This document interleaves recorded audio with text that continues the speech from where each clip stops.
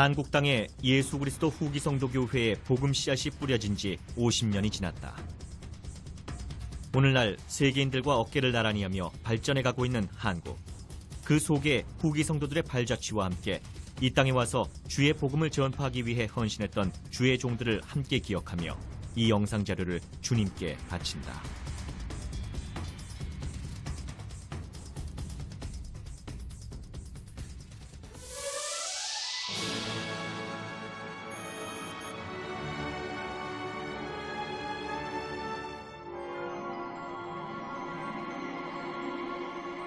(1920년 12월 2일) 12사도 정원회의 일원이었던 젊은 데이비드 온 맥케이 장로는 히버 제이 그랜트 회장으로부터 전 세계에 퍼져 있는 교회의 모든 선교부를 돌아보고 선교 임지의 상황과 자료를 모아 보고하라는 임무를 맡게 됐다. 맥케이 장로는 일본에서 중국으로 가는 여정에 한국의 부산을 경유하게 됐는데, 당시 함께 임무를 수행하던 휴제이 캐넌 장로는 부산에 대해서 이렇게 기록했다. 방문자들이 한국 부산에 내리면 전혀 다른 세계에 와 있다는 느낌을 가지게 된다.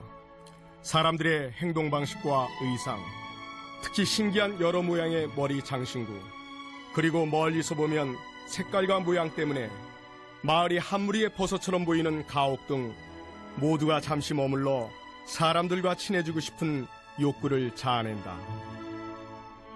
아마 맥케이 회장은 이 땅에 언젠가는 참된 복음이 전해질 것이라 예감했을 것이다.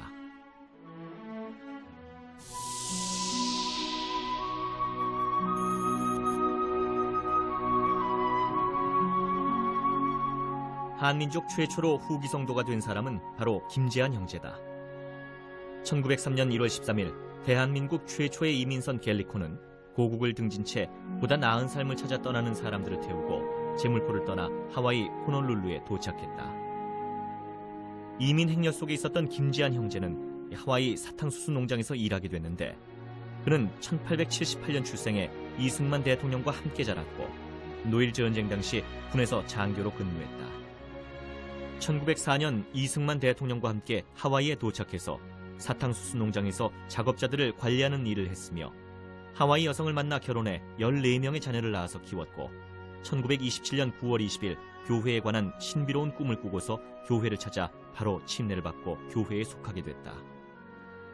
한국인으로서는 최초의 후기 성도 예수 그리스도 교회의 회원이 된 것이다. 14명의 자녀 중 3명을 여의고 11명의 자녀가 장성했는데 모두 회원으로 침례받았고, 현재 활동적인 자녀들은 하와이와 캘리포니아, 텍사스 등지에 살면서 2년에 한 번씩 하와이에 살고 있는 가족을 중심으로 모임을 갖고 있다. 그들은 한국교회 50주년 기념 행사에도 함께 참석해 감격의 기쁨을 나누기도 했다.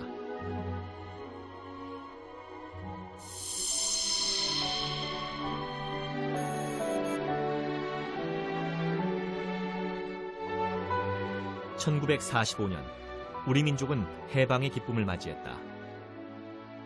그러나 이 기쁨을 누리는 순간도 잠시였고, 혼란의 와중인 1950년에 한국전쟁이 발발했는데, 이 시기는 예수 그리스도 후기 성도 교회가 전 세계적으로 성장하는 시기였다.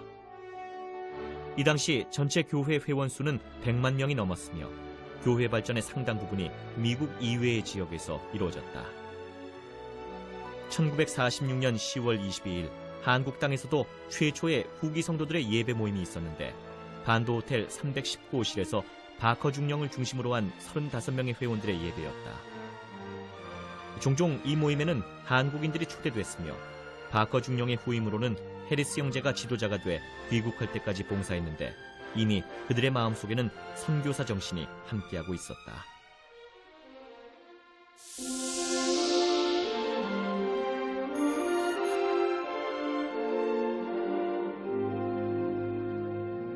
한국전쟁이 일어나기 전인 1949년 11월 미국 동부의 아이비리그 명문 코넬 대학교에 한 한국인 유학생이 입학했다. 이 유학생의 이름은 김호직이었다. 이 만학도의 유학은 2가지 큰 목적을 갖고 있었다. 하나는 영양학 분야에서 지식을 쌓는 것이었고, 다른 하나는 참된 종교를 찾는 것이었다. 김호직 박사는 미국에서 참된 교회를 찾을 수 있도록 주님의 영이 자신을 도와줄 것이라고 믿었다. 김 박사는 코넬 대학에서 올리버 웨이먼이란 후기 성도를 알게 됐다. 그의 성실함과 모범에 감명받은 김오직 박사는 몰몬경과 제임스 이 탈메지 장로의 신앙개조를 읽었고 유학생활 2년이 조금 안 된 1951년 7월 29일 46세의 나이에 사스케아나강에서 침례를 받았다. 김 박사는 침례를 받고 물속에서 나올 때 나지막한 음성을 들었다고 기록했다. 내 양을 먹이라. 내 양을 먹이라. 김오직 박사는 며칠 후 전쟁이 한창인 고국으로 돌아왔다. 김 박사는 고국에서 수산대학장을 거쳐 문교부 차관에 임명됐다. 그는 1959년 뇌일혈로 54세를 일기로 사망할 때까지 한국교회 발전에 크게 기여했다. 아버님 선친께서는 10대부터 그러니까 수원 고농 지금 말하는 서울대학교 농문과대학 거기에 이제 수업하셨는데 그때부터 그 정신적인 이런 세계를 많이 동경하시고 일본의 그 제국대학 도호쿠 동북 제국대학 그 의학부를 가셨는데 일본에 유학하셨을 때 그냥 의학 공부만 하신 게 아니고 또 그 종교 세계에 대해서 많은 그 호기심과 또 그런 그 정신적인 세계를 좀 알라고 하시는 그런 것이 있었던 것 같습니다. 항상 그러면서도 하나님을 찾던 아버님이십니다. 국무회의라든가 정무회의 양쪽 다 왔다 갔다 하셨고 그것도 그 장관, 차관 일을 다 혼자 다 하셔버려요. 그러시니까 너무나 바쁘십니다. 거기다 한글학회 회장을 또 하시고 또 그런 사회적인 일이 또 여기저기 또 이렇게 나가시고 이래서 그랬지만 아까 말씀드린 대로 제일 중요한 건 뭐냐 하는 순서를 반드시 지키셨던 분이 아닌가 이렇게 생각하고 있고 우선 그 인생에 가장 중요한 거 오다가 어떻게 되느냐 이걸 제일 확실히 아시고 그걸 지켜주셨던 분 아닌가 이렇게 기억하고 있습니다. 아버님 하나도 그 흔들림 없는 아주 꼭 크게 그 세상을 사신 그런 분이기 때문에 아버님이 우리들한테 유산을 주신 것도 하나도 없습니다. 물질적 유산 그런 건 없고 또 우리 어머니도 또 고생도 그것 때문에 많이 하셨고 우리 누이 동생들도 고생도 많이 했습니다. 그 뭐냐 아버님은 그런 능력이 충분히 있어 돈 만들려고 했으면 얼마든지 만들 수 있었던 위치에 있던 분인데 그런 거 하나 없었다. 완전한 그 참 신앙이 늘어서 정말 모험적인 그런 인생을 가신 영위하셨던 분 아닌가. 이래서 저는 그런 유산은 없다 그래도 정신적인 유산이 크나 크게 우리에게 영향을 주시지 않았나 저는 이렇게 생각을 하고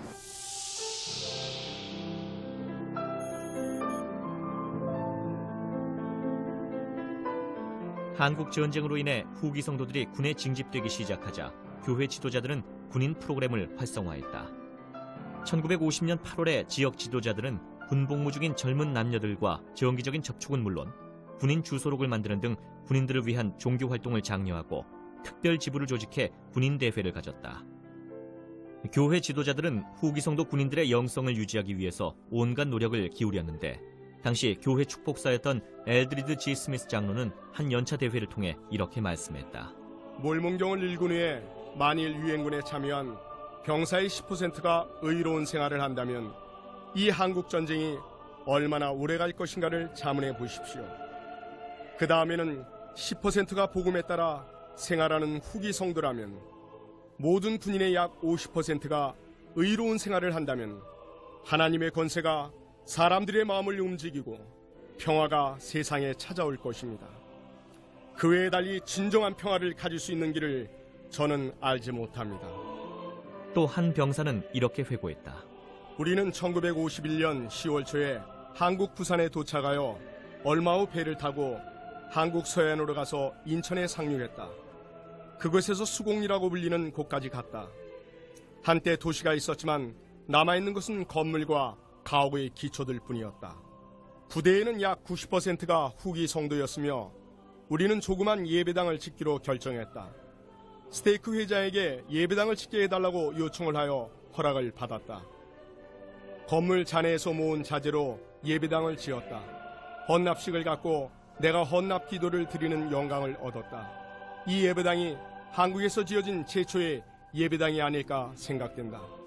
해롤드 비리 사도는 군인위원회를 이끌면서 후기 성도 군인들이 교회 감독과 매달 접촉하게 하거나 직접 그 지역에 주둔한 후기 성도 군인들과도 접촉했다. 어느 감독은 해군 기지에서 성찬식을 갖기 위해 일요일마다 200km를 여행하기도 했다. 때때로 파병된 병사들은 한국 국민의 비참한 전쟁 상황을 가족에게 편지로 알리기도 했는데 고향에 있는 교회의 초등회 회원, 세미나리 학생, 보이스카우트 회원들이 동참해 겨울에 입을 의복들을 보내오기도 했다. 브리감령 대학교에서는 한국 전쟁의 영향을 받아 수백 명의 지원자로 ROTC가 결성됐는데 1953년 2월에는 2,000명이 지원했다. 당시 후기 성도이면서 미8군 군목으로 복무한 스펜서 제이 팔머 형제는 한국에서 새로 복음을 받아들인 한국 성도들이 스스로의 교회 조직이 없으며 군인 성도들은 일정한 복무 기간이 끝나면 고향으로 돌아갈 수밖에 없음을 알리면서 동시에 도움을 요청하는 서한을 보냈다. 교회 본부는 12사도 정원회의 해롤드 비리 장로를 한국에 보내서 한국을 선교 전도 지역으로 헌납해도 될지를 판단하도록 조사할 임무를 맡겼다. 해롤드 비리 사도는 다시 일본 선교부 회장이었던 힐튼 A 로버트슨 형제와 함께 방한했다. 리 장로는 다시 자신을 수행한 팔머 형제에게 이번 방문으로 새로운 안목을 갖게 됐다고 말하며 어느 특별한 모임에 참석한 후 팔머 형제에게 이렇게 말했다. 이토록 많은 외국의 젊은이들을 직접 만난 건 처음입니다. 오늘 저녁 악수를 하면서 제게 신앙과 간증을 전해준 젊은이들의 눈망울을 바라보는 순간만큼은 전에 교회 공과 시간에서 결코 느끼지 못했던 것을 깨닫게 되었습니다. 바로 주님께서 그 젊은이들을 사랑하시고 매우 아끼신다는 것입니다. 아시아와 한국에서 위대한 사업이 꿈틀거린 것을 보게 됐습니다. 리 장로는 미국 유타주 솔트레이크시 교회 본부로 돌아갔다. 그리고 이렇게 보고했다. 한국에서 신성한 사업의 전조를 보았습니다. 아시아에 선교부를 세우고 한국에 선교사를 보낼 작업을 착수해야 합니다.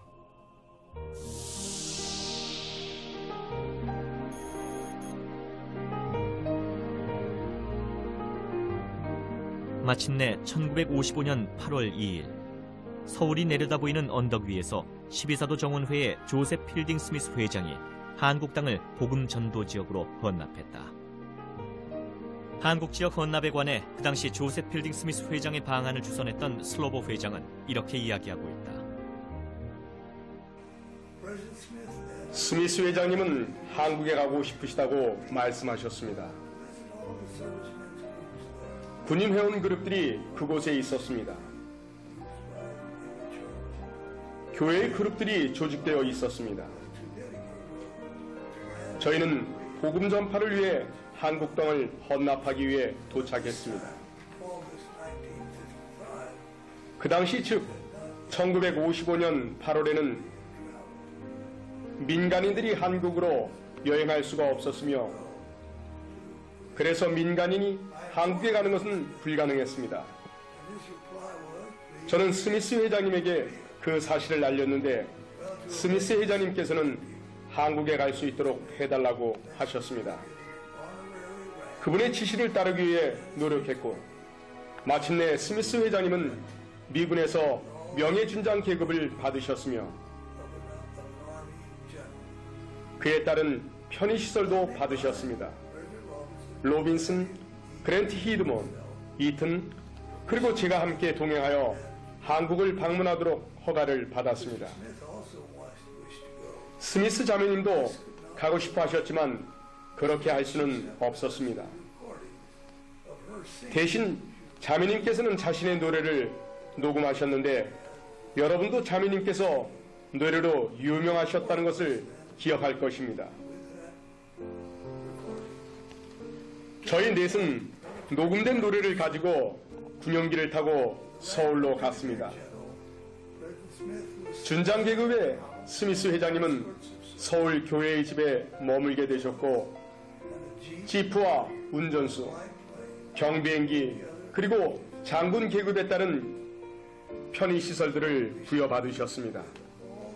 그분은 북쪽에 있던 DMZ부터 남쪽의 부산까지 그곳에 있던 모든 후기성도 그룹들을 만나길 원하셨습니다. 7월과 8월의 한국의 날씨는 매우 더웠으며 습했는데 아마 지금 그곳 날씨가 그러리라 생각됩니다. 그때는 도로들이 포장되어 있지 않았고 먼지가 매우 많이 일어났습니다. 스미스 회장님은 넥타이와 흰 셔츠에 일반 코트를 입으시고는 돌아다니셨습니다. 사람들이 스미스 회장님께 그 코트 대신에 제가 드린 편안한 셔츠를 입도록 권유했습니다.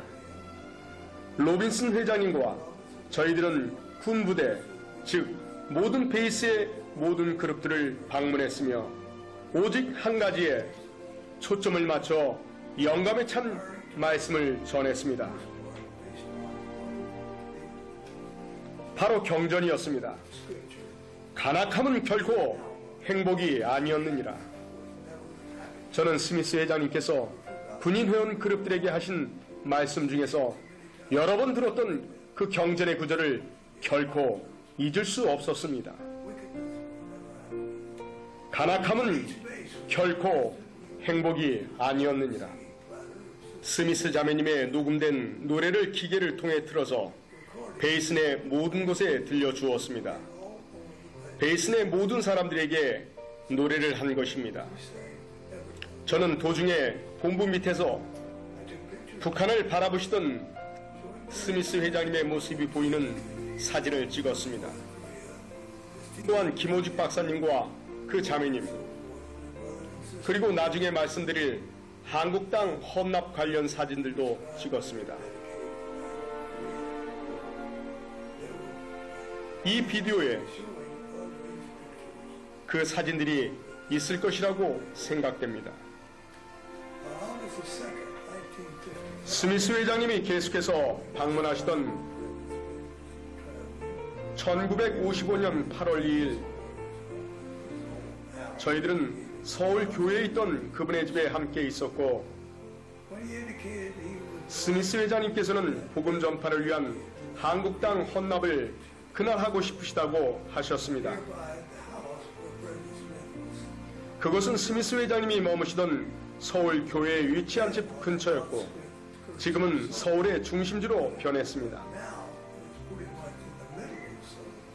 서울 그 교회에는 작은 언덕이 있었는데 바로 스미스 회장님이 머무시던 집 맞은편이었습니다. 저는 그것이 헌납 장소로 좋을 것 같다고 제안했습니다. 그래서 그렇게 하게 되었습니다.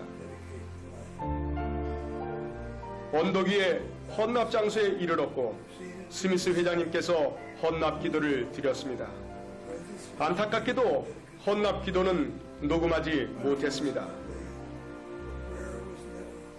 그렇지만 사진을 찍었는데 여러분도 그 사진을 보시게 될 것입니다. 그분은 그 땅과 백성들을 축복하셨는데 저는 그분이 구하셨던 그 축복이 이루어졌다고 확신합니다. 스미스 회장은 헌납 기도에서 한국인들이 사탄으로부터 자유롭게 되어 더 이상 전쟁과 가난의 굴레에 속박되지 않도록 주님께 간구했다. 첫 번째 한국 선교부는 이로부터 7년이 더 지나서야 조직됐지만 이미 한국의 밭은 무르익은 상태였다.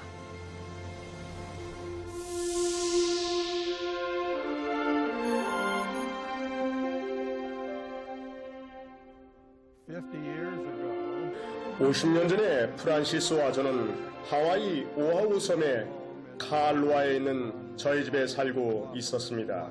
저희는 둘 다 결혼하기 전에 일본에서 선교 사업을 마쳤고 결혼한 지 3년이 되었었으며 28개월의 룬과 16개월의 커크 이렇게 어린 두 아들을 두는 축복을 받았습니다. 제가 북극동 선교부의 회장으로 부름을 받았을 때 저희는 매우 놀랐습니다. 12사도 정원의 델버트 L. 스테이플 장로님께서 하와이에 있는 선교부를 여행 중이셨고 맥케이 회장님께서 1955년 11월 1일 호놀룰루에서 저희를 성별할 수 있도록 스테이플 장로님께 권한을 주셨습니다. 그 당시 저희는 스테이플 장로님께 얼마나 오랫동안 가 있게 되죠? 라고 질문을 했습니다. 그러자 그분께서 해임될 때까지입니다. 라고 답하셨습니다. 그 이후로는 언제 해임될지 신경을 쓰지 않았는데 6년 반 이상 동안 가 있게 되리라고는 전혀 생각하지 못했습니다. 북극동 선교부에는 일본, 한국, 오키나와 등이 포함되었습니다. 그래서 일본에 교회를 짓는 책임, 한국에 선교사를 보내 교회를 짓는 책임, 오키나와에 선교사를 보내 교회를 짓는 책임은 분명하게 제 어깨에 있었습니다. 선교사 여러분은 북극동 선교부 지역으로 부름을 받았던 것을 기억하실 것입니다. 여러분은 한국으로 부름을 받지 않았습니다. 여러분이 일본에 도착한 후에 저는 여러분이 한국에서 선교사로 봉사하도록 부름을 주었습니다. 이것은 제가 그 책임을 통렬하게 느낀 위대한 책임이었습니다. 그리고 저는 하늘에 계신 하나님 아버지에 의해 영감을 받아 여러분 한국에서 봉사했던 북극동 선교부에는 첫 52명의 선교사를 뽑았습니다. 그리고 여러분은 놀라운 일을 해냈습니다. 기록 자체가 그것을 말해줍니다. 저희는 여러분을 사랑하고 영원한 친구로 생각합니다. 저희가 선교사로서 한국에서 함께했던 경험들은 사랑과 우정의 유대를 형성했고 이것은 영원히 지속될 것입니다. 저희는 여러분을 최고의 친구로 여기고 있으며 이 생에서나 아니면 다음 세상에서 다시 만날 수 있기를 바랍니다. 역사적인 한국 지역 헌납이 있던 날 저녁에 한국 지방부가 조직돼 북극동 선교부로 편입됐으며 스미스 회장은 김오직 박사를 한국 지방부 회장으로 선별했다. 그들은 모여서 한국에 오게 될 선교사들이 당면하게 될 생활 여건과 예배당 건축의 가능성에 관한 긴 보고서를 작성했고 그 다음날 팁톤 대위와 김 박사, 파이 장로는 대지 구입을 알아보라는 요청을 받게 됐다. 한국의 선교사가 파송되기 위해서는 우선 한국에 교회가 세워지는 일이 먼저였는데 이 문제는 이승만 정부의 문교부 차관이었던 김오직 박사의 노력으로 이루어질 수 있었다. 또한 한국의 후기성도 군인들은 선교사들이 이 땅에 파송될 수 있는 길을 이미 훌륭하게 닦아놓았다. 선교사들은 1956년 4월 6일에 한국에 도착할 예정이었으나 비자 문제 때문에 4월 20일에야 파웰과 데튼 장로가 서울에 도착했다. 두 번째로 한국에 입국한 선교사들은 뉴엘 킴볼과 디맨 앤더슨 장로로서 6월 1일에 도착했으며 킴볼과 파웰 장로는 서울에 그리고 데튼 장로와 앤더슨 장로는 부산에 각각 배치돼 전쟁이 끝난 지 얼마 안 되는 열악한 한국 땅에서 복음을 전하는 성스러운 일을 시작했다.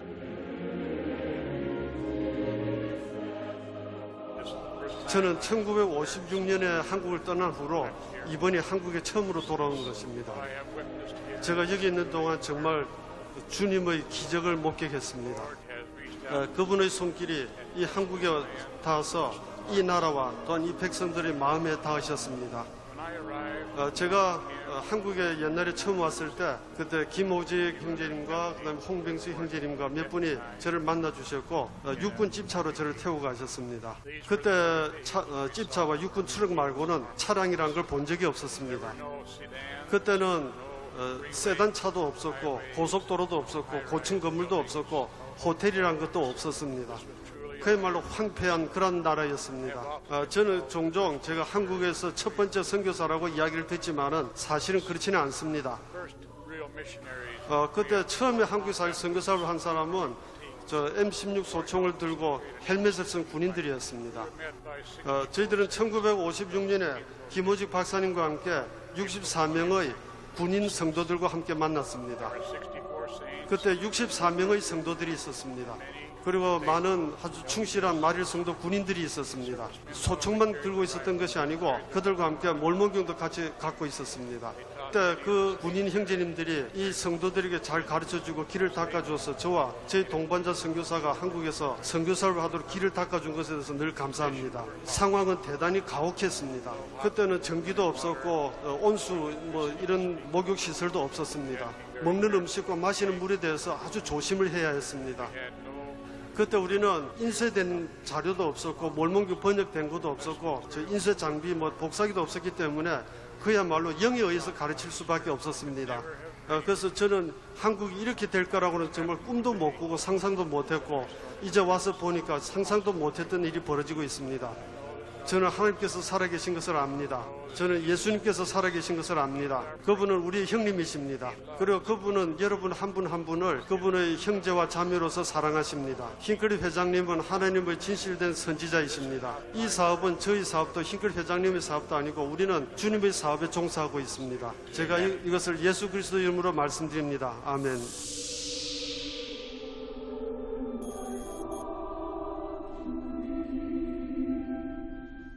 (1956년 9월 16일) 최초의 한국지방부대회가 서울고등학교에서 열렸다.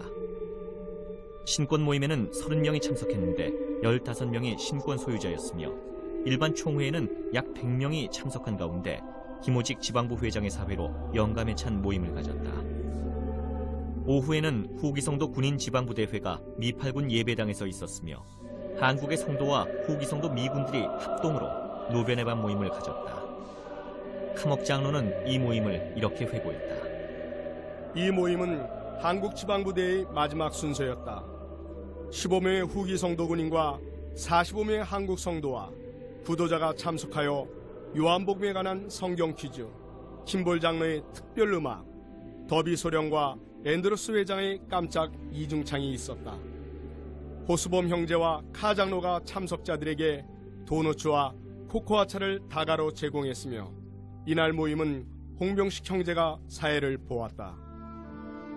선교사들이 사는 유락동은 조개탄 난로로 난방을 해 연기가 나오는 열악한 환경임에도 불구하고 회원수는 차츰 증가했다.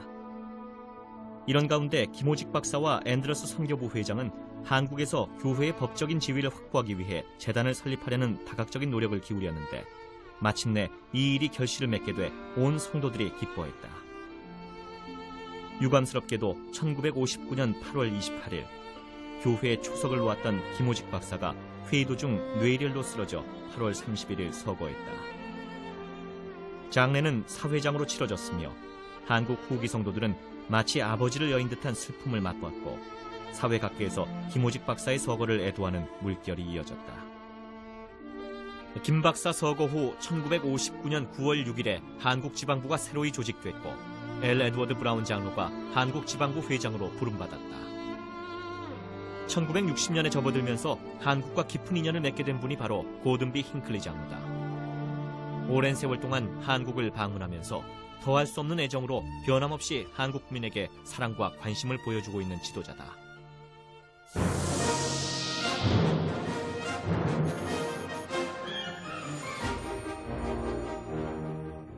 (1962년 7월) 한국 선교부가 조직됐다. 1956년 4월 북극동 선교부에서 처음으로 전임 선교사 2명이 파견된 이래 7년이 지난 후 데이비드 오 맥케이 회장이 드디어 한국 선교부의 조직을 발표한 것이다. 초대 선교부 회장으로는 게일 카 형제가 부름받았는데 카 선교부 회장은 임기 동안 지부를 5개에서 7개로 늘렸고 몰몬경과 찬송가의 번역 작업에도 착수했다. 또 카 형제가 봉사한 기간 가운데 1963년 7월에는 아시아 대륙 최초의 표준 예배당인 동부지부 건물을 짓기 위한 기공식이 거행됐다. 이 건물이 지금의 동대문 와드이다. 카 회장의 후임으로는 한국전쟁 당시 미군 군목으로 재직했던 스펜서 제이 팔머 형제가 제2대 선교부 회장으로 부름받았다. 팔머 형제는 한 개 지방부와 7개이던 지부를 2개의 지방부와 13개의 지부로 각각 늘렸다. 회원의 수도 2,500명에서 3,300명으로 늘어났으며 표준 예배당인 동부지부 건물도 3년 3개월 만에 완공됐다. 또 1965년 8월에는 한인상 장로가 몰몬경의 번역 작업을 마무리했다.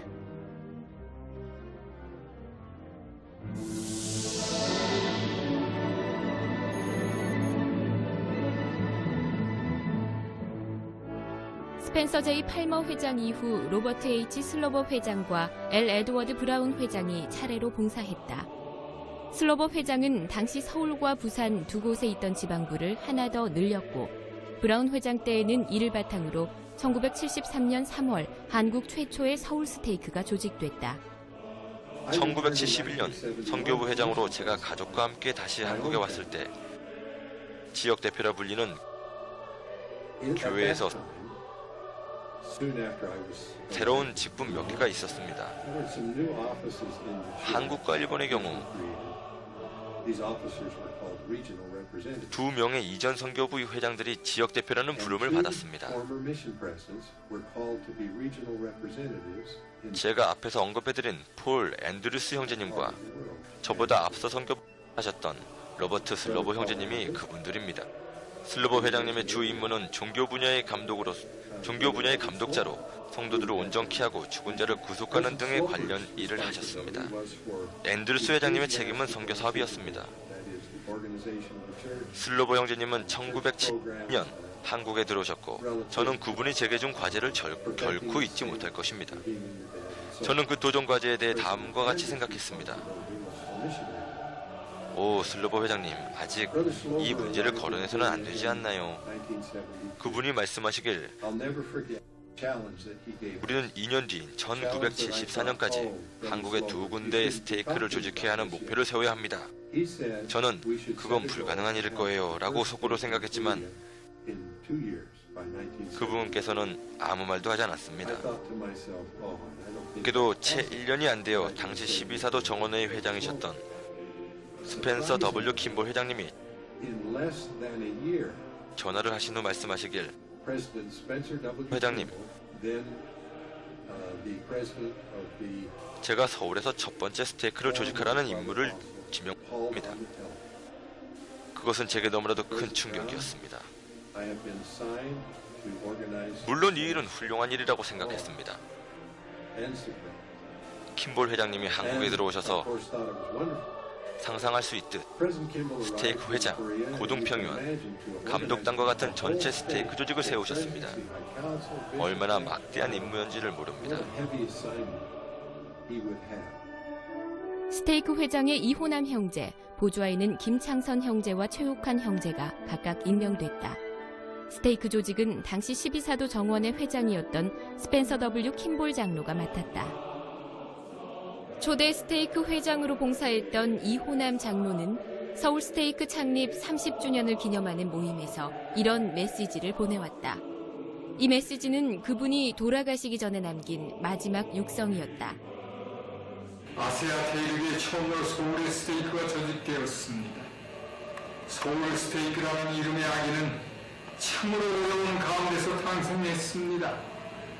스테이크란 말뚝이라는 뜻으로 이사야서 33장 20절에는 그 말뚝이 영영히 뽑히지 아니할 것이요 그 줄이 하나도 끊치지 아니할 것이다 라고 기록되어 있습니다. 1973년 3월 8일은 참으로 역사적인 날이었습니다.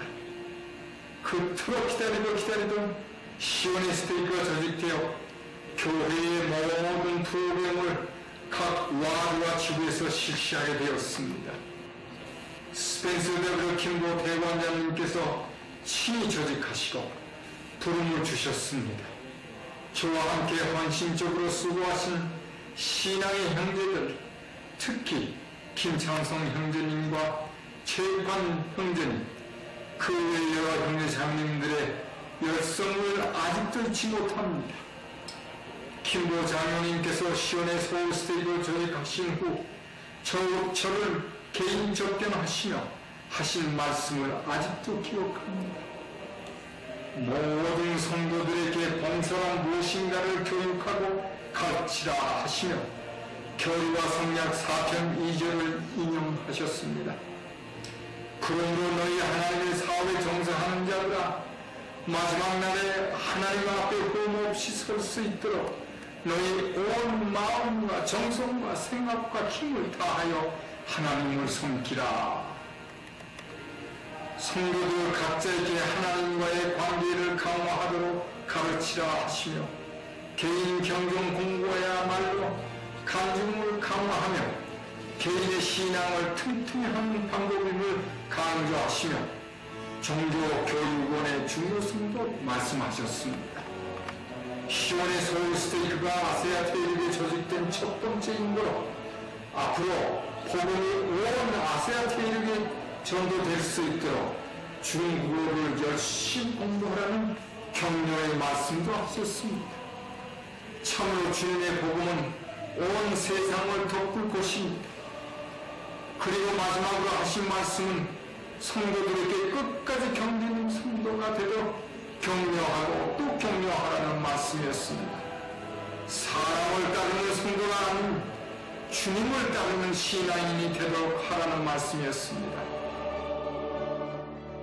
유진 피틸 선교부 회장이 선교부 회장으로 봉사할 때 뉴호라이즌이라는 선교사 중창단과 텐더 애플스 중창단이 텔레비전과 라디오를 통해 대외적인 활동을 했다.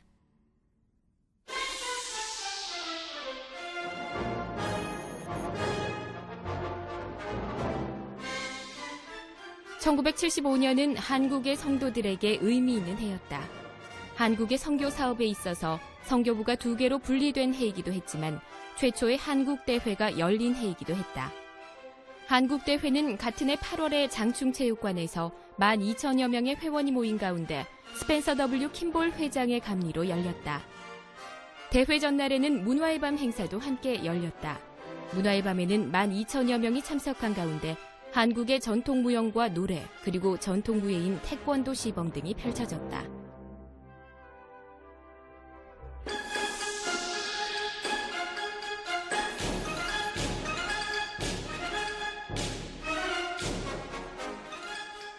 교회는 비약적인 성장을 거듭했다. 1977년 5월에는 서울 서스테이크가 분리돼 김창선 형제가 회장으로 부름을 받았고 1979년에는 동스테이크가 서울스테이크에서 분리돼 고원용 형제가 회장으로 부름을 받았다. 같은 해 9월 부산스테이크가 조직돼 회장에는 장재환 형제가 부름받았고 이후 또다시 서울 북스테이크가 분리 조직되면서 홍무관 형제가 회장으로 부름을 받았다.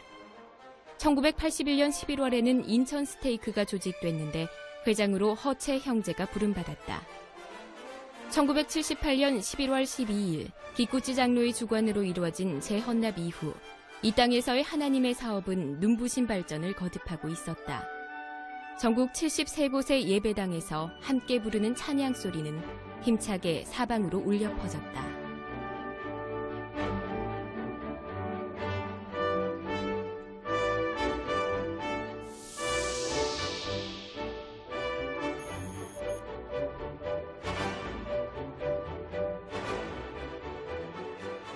(1980년 10월 27일) 동경 성전 헌납식 때 한국에 있는 신권 형제들은 모두 한마음으로 한국에서의 성전 건립을 염원했을 것이다. 또 보통 때와 달리 추운 날씨 속에서 열린 지역대회와 동경 성전 헌납 때 느꼈던 영은 1981년 4월 연차대회에서 서울 성전 건립 발표라는 큰 선물로 주어졌다. 스펜서 W. 킴볼 회장은 1981년 4월 1일 오전에 템플스퀘어에서 열린 기자회견에서 서울을 비롯해 9개의 성전이 세워질 것이라는 발표를 했다. 성전 부지는 신촌으로 정해지고 본부 여권은 그 부지를 보고 아주 기뻐했다. 섬세하고 정성 어린 성전은 와델 형제가 감독으로 건축했는데 1985년 가을에 공사가 완료됐으며 같은 해 12월 14일 오전 9시 30분 고든비 힌클리 회장의 감리와 사회로 정초식이 거행됐다. 아시아 대륙 최초의 성전이 주님께 헌납되는 순간은 지켜보는 모든 한국 성도들에게 잊을 수 없는 영적인 경험이 됐다. 힝클리 회장은 헌납식에서 한국 성도들과의 오랜 인연을 회상하면서 한국인들은 침략과 전쟁으로 시련을 겪어왔지만 평화를 사랑하는 친절한 민족이며 참으로 이 백성을 사랑하고 이 세상 어느 곳보다도 한국에서 가장 많은 눈물을 흘렸다고 말했다.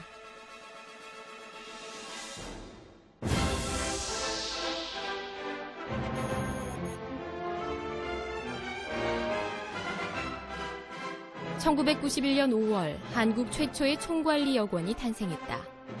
한인상 형제가 70인 제2정원회에 부름을 받은 것이다. 한국의 복음이 소개된 지 거의 35년 만의 일이었다. 한인상 장로는 1938년 12월 10일 경기도 이천군에서 부친 한창수 씨와 모친 이도호 여사 사이에서 5남 2녀의 자녀 중 장남으로 태어났다. 고등학교에 다니던 중 상급생 친구의 소개로 교회를 알게 돼 1957년 4월에 침례를 받았으며 교회 초창기 회원들과 함께 김오직 박사의 가르침과 모범을 배우며 신앙을 키워나갔다. 1961년부터 1964년까지 한국 선교부에서 봉사했고 또 몰몬경 번역을 지명받고 이 임무를 성공적으로 완수함으로써 한국 성도들의 신앙에 기여했다. 후에 서울지방부 회장, 한국인 최초의 선교부 회장으로 부름받았으며 1978년 한국 최초의 지역대표부터 1985년 총관리 여권으로 부름받을 때까지 한국관리본부 대표로 봉직했다.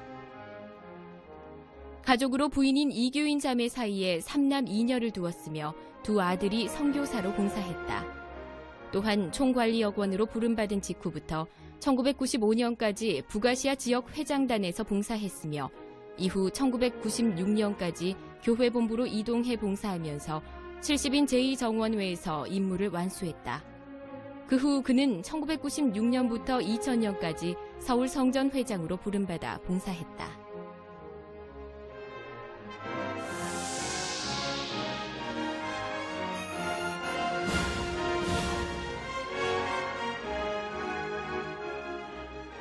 (90년대에) 들어서 한국교회는 한국의 경제력과 현대기술의 발전과 함께 새로운 지평을 열게 된다. 1990년에는 한국의 교회 합창단인 온누리 합창단이 발족됐다. 온누리 합창단은 순수 아마추어 합창단으로서 전국에서 순회 공연을 하는 등 왕성한 활동을 벌였다. 1995년에는 처음으로 미국 순회 공연을 통해 좋은 반응을 얻었다.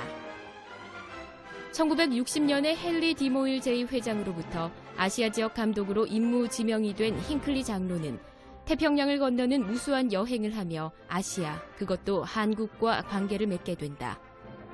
오랫동안 힝클리 회장이 지켜보는 가운데 한국교회는 발전을 함께한다. 힝클리 장로는 1995년 교회의 제1회장으로 부름을 받게 되고 1996년에는 한국대회를 감리하기 위해 한국을 방문했으며 올림픽공원 역도 경기장에서 대회는 영적으로 성대하고 감동적인 잔치가 되기에 충분했다.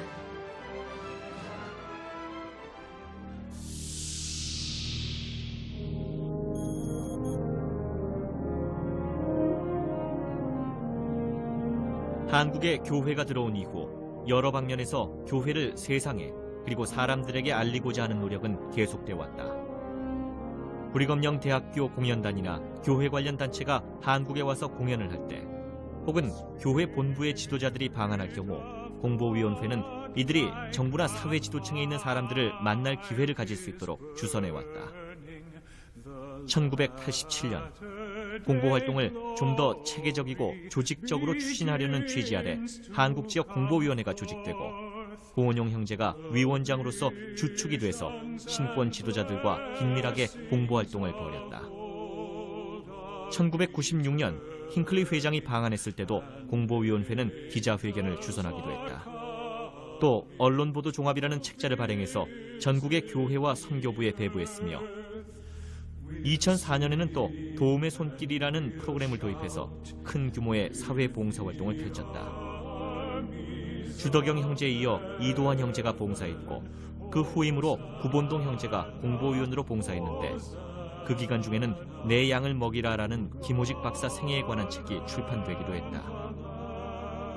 구본동 형제가 지병으로 작고하면서 배동철 형제가 그 후임으로 봉사했고 현재는 최석부 형제가 공보위원장으로 그 임무를 수행하면서 해마다 헌혈 행사와 북한 인도주의 지원 등의 프로그램을 지속해오고 있다. 2005년은 조셉 스미스 탄생 200주년의 큰 행사를 통해 조셉 스미스 세미나를 개최해서 한국교회가 언론의 주목을 받은 한 해였다.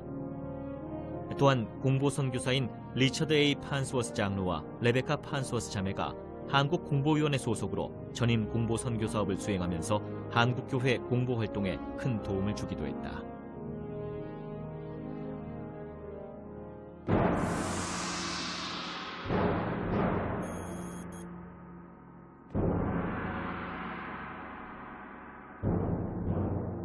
(1991년 12월 22일) 신당화대에서는 430여 명의 성도들이 참석한 가운데 1991년 10월 현재 몰몬경 판매가 100만 부를 돌파한 데 대한 축하 노변의 밤 모임이 개최됐다. 이날 행사에서 100만 권째 몰몬경과 기념품이 안상헌 형제에게 전달됐고 종교교육원 주최로 경전 퀴즈 대회 등 여러 가지 행사가 진행됐다.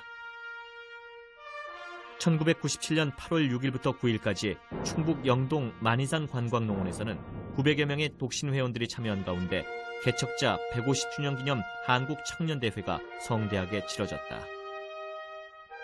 준비위원 60여 명이 전국에서 함께 준비 과정을 통해서 첫째 날 회복의 날, 둘째 날 개척의 날, 셋째 날 환희의 날, 넷째 날 진보의 날 등으로 대회를 구성했다.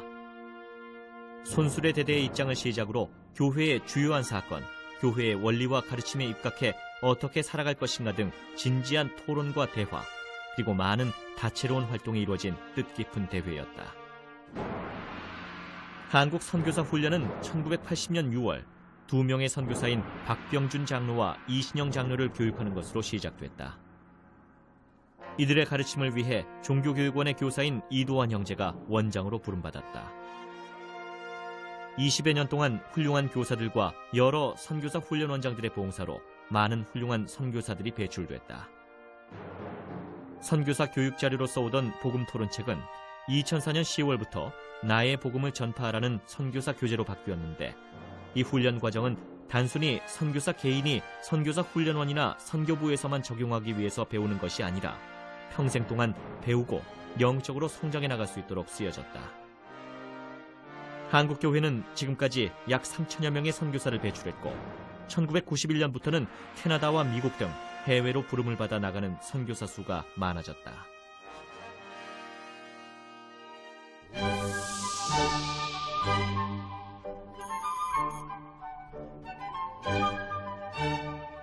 (2005년에) 가졌던 한국교회 헌납 50주년 기념 행사는 한국 성도들에게 참으로 뜻깊고 하나님의 축복을 느끼게 하는 그런 훌륭한 행사였습니다. 이 행사를 오래전부터 준비를 하였지만 본격적인 준비는 2004년부터 시작을 하였습니다. 이 행사를 준비하면서 저희들은 몇 가지 큰 방향을 정했는데, 첫째는 이 행사가 단순히 행사로서 끝나는 것이 아니고 이 행사를 통해서 모든 성도들이 하나님에 대한 신앙과 간증을 더욱 키울 수 있는 큰 영적인 경험이 되었으면 하는 그런 바람을 가지고 준비를 하였습니다. 그리고 모든 행사에서 우리가 얻을 수 있는 그런 경험과 지식과 재능들이 행사가 끝나는 것으로 그냥 사라지는 것이 아니고 각 스테이크와 와드 지구에서 지속적으로 이어져서 많은 활동들이 계속되어질 수 있는 그런 활동을 활성화시키는 하나의 훌륭한 계기가 되었으면 하였습니다. 특별히 한국 성도들과 한국 땅을 사랑했던 주님의 선지자이신 힝클리 회장님을 이 50주년 행사에 함께 할 수 있도록 주님께서 허락해 주신 것에 대해서 참으로 감사를 드립니다. 이제 이런 행사가 이제 교회가 이제 한 차원을 높여서 더 크게 발전하고 또 도약하는 그런 훌륭한 계기가 되었던 것에 대해서 하나님께 감사드리고, 이제 이러한 발전이 이제 차질 없이 이루어져서 더 많은 사람들에게 복음을 전하고 교회가 더욱더 아름다움을 더 높일 수 있는 훌륭한 기회가 되기를 간절히 바랍니다. 감사합니다. 2005년 한국교회 헌납 50주년 및 조셉 스미스 탄생 200주년 기념 행사로 한국교회는 흥분했다. 그리고 기뻐하며 서로 행복한 시간을 보냈다. 조셉 필딩 스미스 당시 12사도 정원회 회장이 한국을 선교 지역으로 헌납한 날이 바로 1955년 8월 2일이다. 그리고 조셉 스미스 탄생 200주년이 바로 같은 해이므로 전 세계적으로 축하 행사가 계획되고 있었다. 1년여를 준비한 행사는 7월 30일 문화의 밤과 전 세계의 위성으로 중계된 7월 31일의 지역대회로 나뉘어서 치러졌다. 50주년 기념 연계 행사로 조셉 스미스의 생애를 돌아보는 학술 세미나와 합동 귀환 선교사 대회, 그리고 새로운 50년을 이끌어갈 젊은이들을 위한 전국 청년 대회 등 크고 다양한 행사들로 꾸며졌다. 오래전 한국 땅에서 봉사했던 귀환 선교부 회장 부부들과 이 땅에서 봉사했던 수많은 귀환 선교사들이 속속 다시 한국 땅을 방문해 면모된 한국에 대해서 놀라워했으며, 또 지역대회 때 수많은 회원들을 보고 감격하면서 전날 밤에 공연됐던 아름답고 영적인 공연에 감동과 경이로움을 느꼈다. 특히 문화의 밤을 함께하지는 못했지만 한국 대회를 위해 방한한 핑클리 회장으로 인해서 많은 회원들은 선지자를 볼 수 있는 기회에 감사하는 마음으로 충만했으며 가슴 따뜻한 사랑으로 인해 눈시울을 적셨다. 핑클리 회장은 한국 성도들을 방문하고 축복을 하기 위해서 대만, 홍콩, 인도, 아프리카 나이지리아 성전 헌납 등 세계를 일주하는 2주일간의 여정을 마다하지 않았다. 한국교회 헌납 50주년 행사는 많은 회원들의 마음속에 벅찬 감동으로 오래 남아있을 것이다.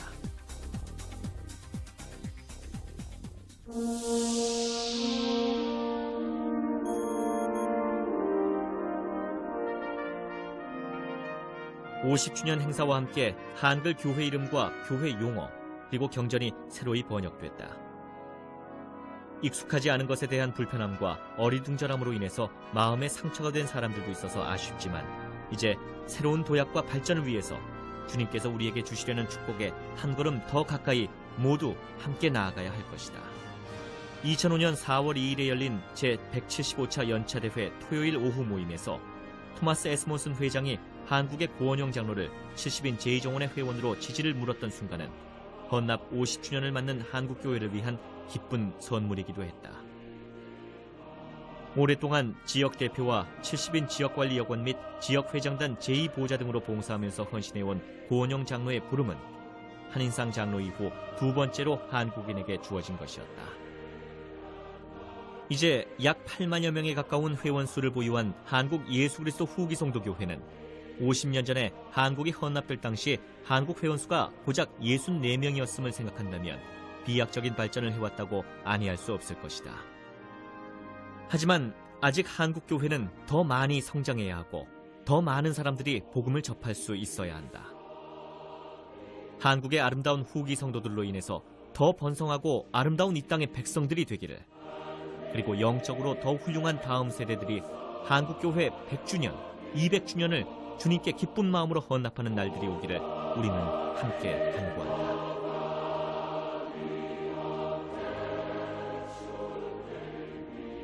이 한국교회 50년사는 우리가 일반적으로 역사라 한다면 과거를 돌아보는 것을 이야기를 합니다만, 이제 50년이라는 세월은 돌아보기에는 너무나 짧은 기간이기 때문에 우리가 이 50년 동안에 일어났던 일들을 우리가 잘 정리하고 이해하면서 이것을 발판으로 하여 이제 우리가 앞으로 더욱더 크게 발전해 나가고 이제 미래를 향해 뻗어나가는데 하나의